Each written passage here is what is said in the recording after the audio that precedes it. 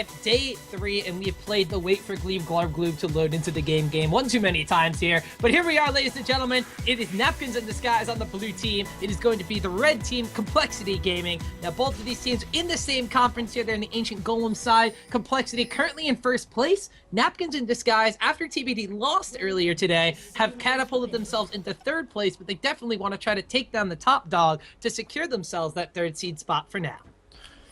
So see, Glebe Glarbu's got the stun rather charged up. This is always that ridiculously strong threat coming out from Annie level 1, and it's going to buy Napkins in Disguise pretty much the space to do whatever they want to get done in this level 1. As right now, it's just Brunch and Chuper trading in the mid lane, and Chuper sort of dominating that. Well, Cheaper came out a little bit ahead in that one, and what they did get is the information that Brunch has already leveled up his Q. So he has the switcheroo available. He's not going to have a zap for a jungle invade or anything like that. So a little information gathered there by Complexity. They did wind up putting down a ward for themselves over by the red buff area. So they do have some idea if NID got any scouting for themselves. We do see 2 wards on opposite sides of the map for each team going by their enemy red buff area. Could potentially just see blue buff starts for both of them, though, as Ninja Ken's Jarvan and Scuba Chris's Vi might wind up meeting up towards opposite sides of the map. If that's the case of this one, we'll have to wind up seeing here, as it looks like there's going to be no further aggression at the beginning of this game.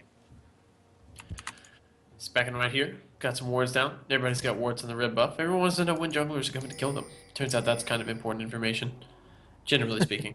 Knowing when junglers are coming to kill you. Enoch starting with the Doran shield, as he's expecting to find himself in the 1v1 up here in the top lane. It's going to give him the health regeneration that he needs combined with his skill set. Talk to us a little about Riven versus Rumble, because that seems like a relatively one-sided lane matchup. Well, Riven against Rumble, it's definitely going to be a lane that's heavily in favor of whoever gets the first jungle gank. It's going to be extremely crucial for that. If you wind up having... Both laners can snowball extremely hard, and in the early game, Riven's going to be able to put out a lot of damage onto Rumble, but actually, bottom lane, there's a lot of damage going down already onto MIA, as he and Chuper just took a lot of aggression from a Glebe Glarblu stun, as well as that switcheroo, the range form coming in here from Brunch. So a lot of damage being put down here. Now Glee's going to eat a lot of trouble for himself. Chuper getting traded down upon, and this AD carry support combination is actually dealing a lot more damage than we thought in the early game. Yeah, it's about aggression right now, like from the side of Complexity. Chuper and MIA just want to shove the wave over as quickly as they can and just poke them down while they're under the tower. Dark Wind, when there's only 2 targets around for it to bounce to, if they're standing anywhere near each other, is insanely effective. Not only at keeping the silence down so that there's no reprisal, but also at just dealing ridiculous amounts of damage. You get all those bounces down. Scuba Chris getting caught out here by Ninja Ken.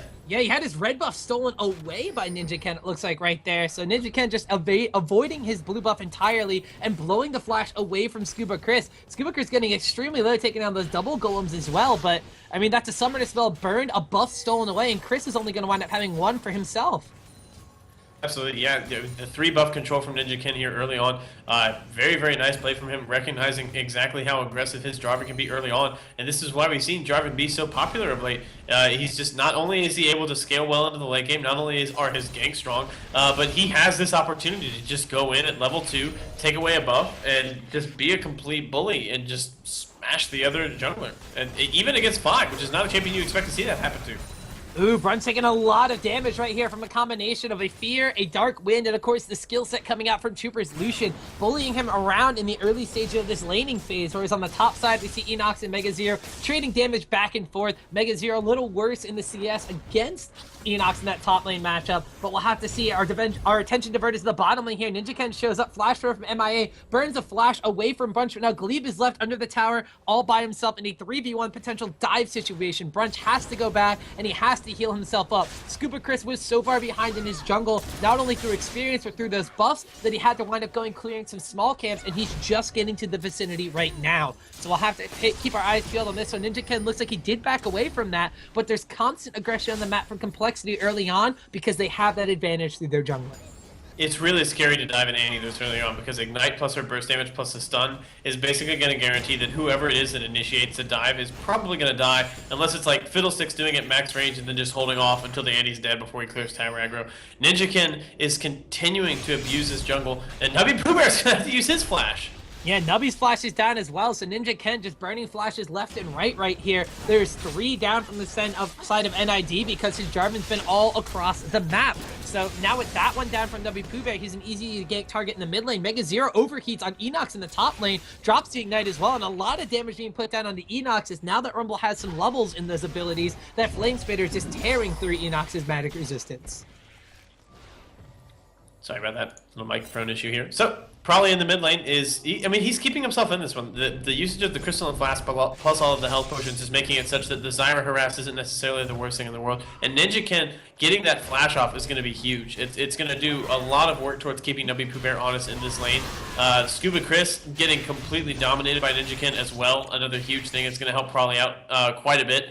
Because generally speaking, if he knows that if he's not sure rather where Vi is, if he gets rooted up, he has to be very afraid of that. Before he hits level 6 and he has Rift Duck available, he has to watch out for those ganks because, as you mentioned before, he's significantly squishier now than he was before the patch.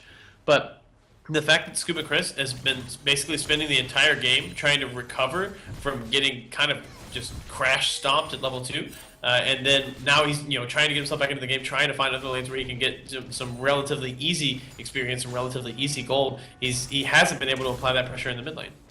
No, there's not a lot of pressure in anywhere from NID's side, except for this top lane where Enox has pretty much just decided to live in front of Mega Zero's tower here. Both those top laners have gone back and picked up some itemization for themselves, as have the AD carries. You see Chuper going for an early phase potential here. Brunch does not have his flash available, winds up walking back into a fear from Fiddlesticks. First Blood's gonna wind up going over to Ninja Ken right there. Those early blown flashes paying dividends right now for Complexity. Great gank coming out there from Ninja Ken. They tried to funnel it over to Chuper, but at the end of the day, it was just like, you know what? I just need to pick up this kill. We just need to get this down as quickly as possible. Plus, getting a Jarvan out ahead is never a bad thing. As Enox, gets chunked down in another trade, and we see Complexity. They're going to try to take a tower for this as well. Yeah, that bottom lane tower is going to wind up falling here to the aggression of 3 strong from Complexity, and the ability to potentially go for a dragon with Nubby Pooh Bear would look like he wanted to go towards top lane is a very large possibility here. 3 members strong from Complexity are rotating around to that area right now, and it looks like they might wind up securing it for themselves. Brunch is only level 4. There's way far away from getting that ultimate potentially go for a steal, and Scuba Chris is so focused on trying to power farm his small jungle camps to stay relevant in this one that he's not even in the area of the map to contest this. So we have Probably coming down from the mid lane. Easy dragon picked up right here for Complexity, and 2 objectives back to back. And this is just nice, clean play from them. This is exactly what they need. It's going to get them a 2,500 gold advantage at the 7.5-minute mark. Complexity going to be very pleased with their play so far. They're controlling the global objectives. They have the tower. They have the they have the first dragon coming down. They also have the only kill going on the board. Right now, everything's coming up aces for them.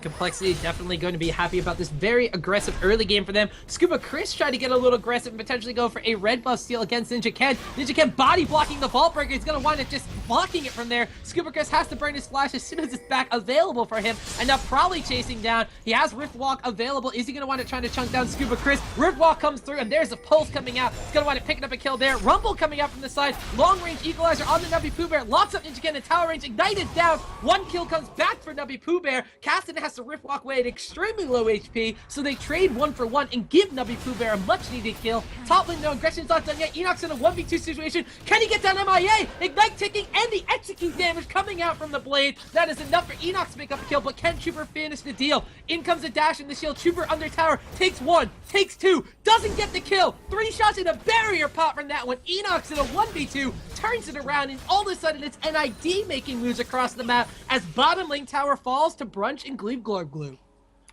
Oh man, this is a huge swing right now for the side of Napkins in Disguise, and Complexity really could not afford for so many things to go wrong for them all at once. Probably, he doesn't have his flash out. He was just barely able to get himself out of this one. Ninja Ken, who was building a lot of momentum, is going to lose a lot of it now, having given that one up. Probably, he still does have the teleport available, so Complexity, they definitely have an opportunity to make another big play happen right here. But the fact that Chuper went so hard for that kill and didn't get paid on it is not going to be very good for him on that one. And also Enox. How many times have we watched Ribbons go into 1v2s, nuke down one target, and then get themselves back out? That's such a... You always have to watch out for that kind of play if you're ever in a situation like that, especially if you are a squishy champion like Fiddlesticks. And the thing of it is, too, when you have best Riven NA on your team, you think you'd be a little bit more hit to the jive that Riven can put out on you. As we see, trying to get aggressive on MIA, he has yet to hit level 6, whereas because they were in that bottom lane all by themselves, Glebe and Brunch have been able to power level themselves in that situation. Chipper has level 6, and the culling is actually on cooldown. He used that and then engaged in top lane, but he his support was not quite on par, so now slight advantages on certain characters for NID, despite early motion from the side and complexity. Ninja Ken does have one thing in his repertoire, though, that Scuba Chris doesn't, and that is this boots of mobility pickup, so he's still going to be able to apply pressure on Chris, and if Chris is going to try to duel him, it's not going to work out. There's an extra Doran's Blade for Ninja Ken and double buffs on his side, so he's still going to be able to bully Scuba Chris around. So NID, their communication's going to have to be on point. They're going to have to wait for complexity to miscommunicate again to capitalize on it, because right now they're still far behind and that jungler can't be relied on for absolute support. And right now, probably, I mean, he's still getting everything that he wants to get done. You see, he's harassing NiD Pooper on this one. He's got the Tear of the Goddess starting to charge up. He's picked up the spell Pen Boots as well, so he's got the roam potential. The ult's used up in the top lane. Ooh, actually, Scuba Chris does make an impact as he says, get dunked onto Trooper. Culling comes off, and in comes the teleport. It's actually canceled by NiD Pooper right there. Don't exactly know how that wound up going down, but it looks like Stranglethorns is still available, so there's no knock-up. The root must have stopped him from that one. Scuba Chris winds up getting locked up on your tower. There's a Cataclysm and a Crowstorm come out, but Ninja Ken taking out extremely low. Can Enox get the execute? No, he gets feared up instead. Double kill goes over to MIA, and that's Complexity turning around to gank in favor of their own. 16 HP left on Ninja Ken, and him getting taken out so low is what made that out. NiD Pooper in a lot of trouble in mid.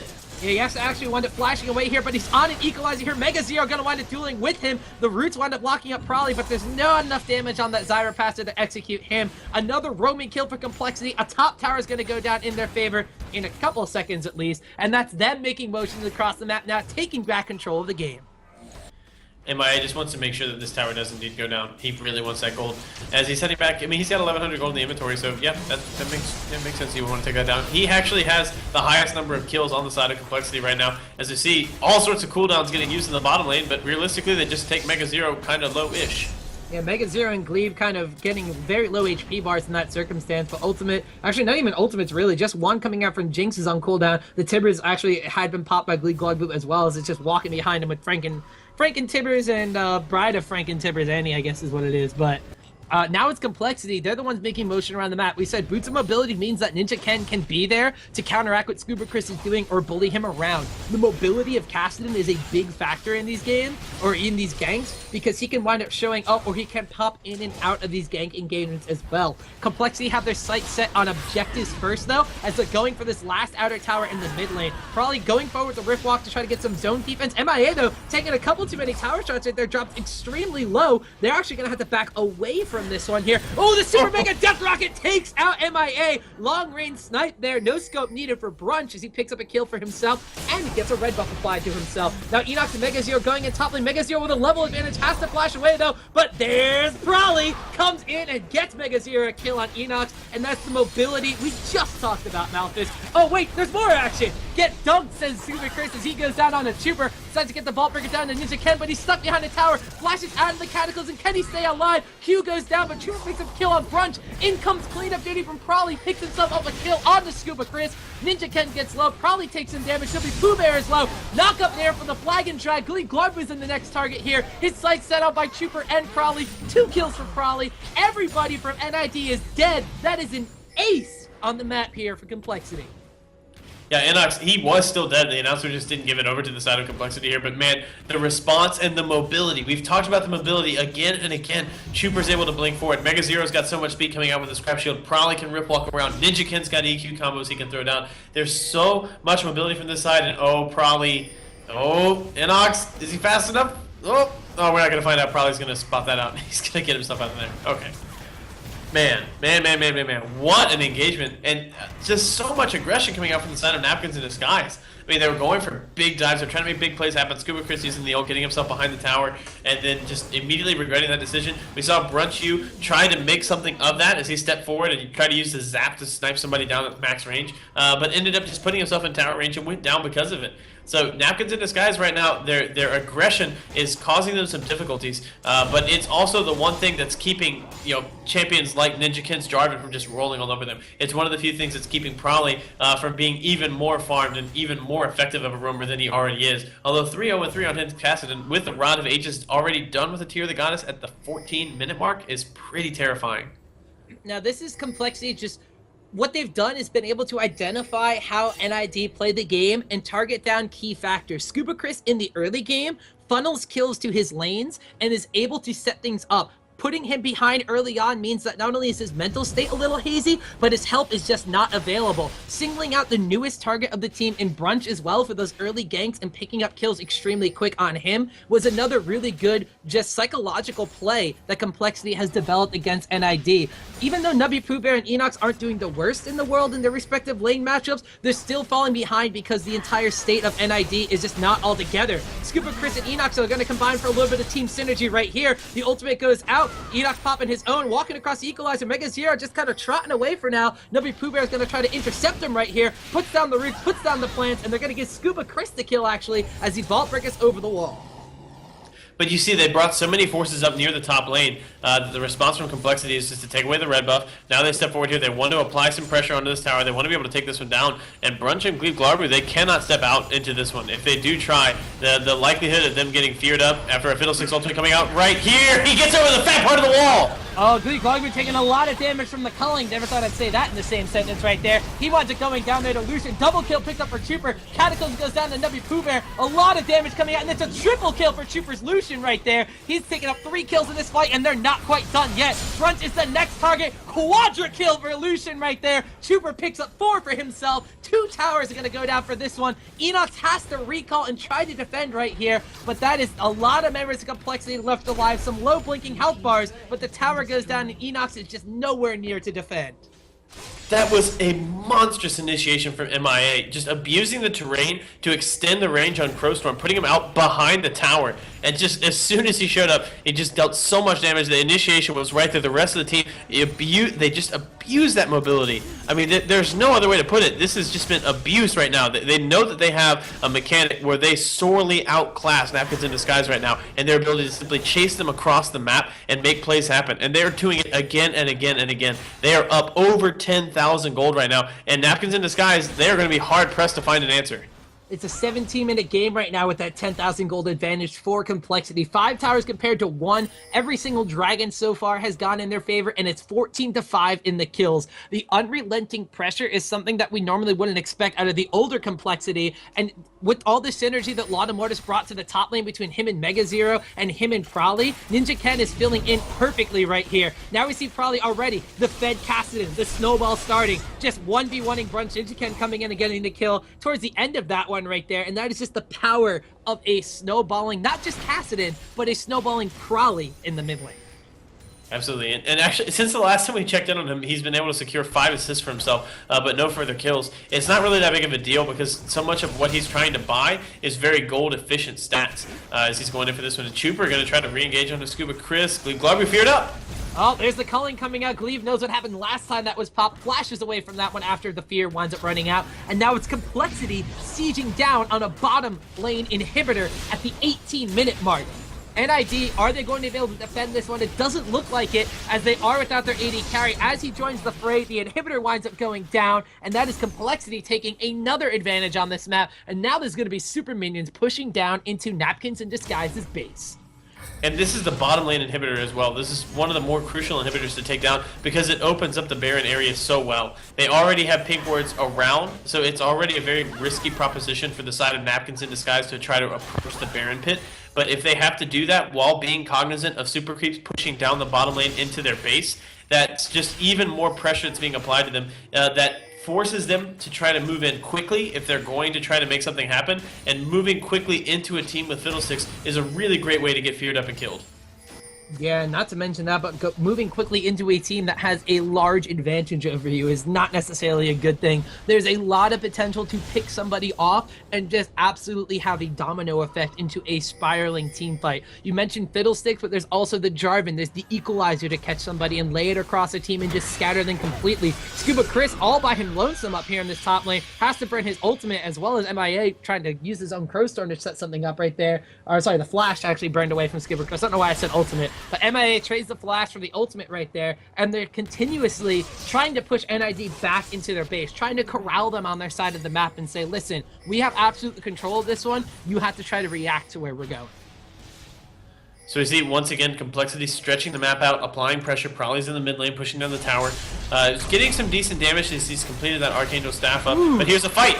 Glebe actually gets locked up in the Cataclysm, and the culling goes off, and he actually winds up going down to Fiddlesticks right there. Scuba Chris in the background, teleport goes off from Probably, but he cancels it, and he's just going to come in from behind instead. Mega Zero in the backlines in the fray, gets down extremely low. Trooper gets a kill on Scuba Chris, and Mega Zero gets out alive, blinking from overheating and blinking low health. Brunch winds it going down to Ninja Ken, and that's a 3-0 in favor of Complexity, and they set their sights on Baron. Complexity have complete control of this one right now. It almost seems as if they can't lose a fight. They didn't have Probably available to them there. It didn't matter. They were able to come back in. They were able to take control of it. Granted, Inox wasn't there either, and he's one of the biggest, if not the biggest, damage threats right now on the side of Napkins in Disguise. But they don't have any answers. And as we were talking about before, Super Creeps were inside the base, and that's going to open this Baron up for Complexity, even though they're incredibly low and having to be so careful about how they manage the aggro. Well, it's a 20-minute Baron, so his stats are definitely deadly, but not as high as they could potentially be as the game winds up going on. And with multiple members of Complexity in the area to trade off the DPS on themselves, they're able to secure that one for all of them, including Mega Zero, who barely survived what I want to say was sub 25 HP in that last engagement here. So definitely Complexity are looking sharp in this one. 18 kills to 5. They have a Baron buff. They have a 12,500 gold advantage at 21 minutes into the game, Malphus. It is completely wide open to them. And with that Baron buff, even if they overextend, even if they make a mistake, they are just leaps and bounds ahead of Napkins in Disguise that they might not even be able to punish them for an overextension. All right, so we called Probably out for being ahead and for having a pretty decent stack of kills. He was 3-0-3. We've successfully stopped him from getting a kill since then. Us, single-handedly, it's our fault. High five. He should grab himself up. High five. He's grabbed himself 6 more assists since then, so that's going to be good for completing the Archangel step. And he's grabbed himself up a Fiendish Codex as well. So a little bit of extra ability power, but the cooldown reduction is what's really important for him right now. That's arguably one of the most effective stats he can add onto his champion at this point in the game, other than just raw ability power. He needs to be able to just continue spamming out. He's going with that Force Pulse Max, so whenever he has that available to himself, he's able to just chunk down large areas of enemies. And this is terrifying right now. Napkins in Disguise, they know that they're on the clock. There are Super Creeps pushing in on the bottom lane. They can't stick around and defend this tower forever, and Complexity are in no rush. Well, we talked about the snowball effect. Kassadin snowballing, Lucian snowballing, Rumble snowballing, and even Jarvan out of the jungle getting a snowball on for himself. Complexity have definitely rode kind of the aggression train in this game to much advantage, and it all started from some early motions in the enemy jungle and inhibiting what NiD could do to respond. Now they're pushing them into their base and limiting their options once again. Right now, for NiD, the options are defend against Super Creeps and give up the tower, or engage on a Baron up Complexity and pretty much charge headfirst into their doom. If they sit here on this tower for too long, Super Minions are going to push down on those Nexus towers and slowly but surely chip them away. If they fight Complexity, well, it's not going to look very good. Look at Glebe getting chunked down way below half HP from just one combo from that very fed Kassadin coming out from Prowler. And Troopers, I mean, he's finding time. He's not playing Caitlyn. He's not playing a champion that excels at just taking that tower down away from range. There's no Tristana in his hands. He's playing the Lucian instead. Lucian does have some good answers this as well. With his passive, he's able to get those double auto attacks onto the tower. Then, that's pretty good work. But they have to buy him a lot of space for that. Complexity, they're doing what they can to buy him that space. But thus far, the rotations coming out from Napkins in Disguise have been pretty on point. They're keeping their towers as healthy as they possibly can. And Scuba Chris is getting pulled in way too far. Oh, the Rift Walk away from Probably makes Scuba Chris go a little bit too far. Everybody's in the Cataclysm except for Nubby Pooh Bear, and that's a shooting gallery for Trooper. Takes down Clark Blue. Double kill picked up from Probably going into the backlines here, and that's a triple kill for him. A full house as an ace comes out. 2 for Trooper, 3 for Probably. The GGs come, and Complexity just run over Napkins in Disguise in 24 minutes. It's the final game of the day, Malphus, and they end it completely quick. This is one of the more one-sided victories that we've seen in the NACL thus far. And Complexity, I mean, you just have to take your hat off to them. What incredible play.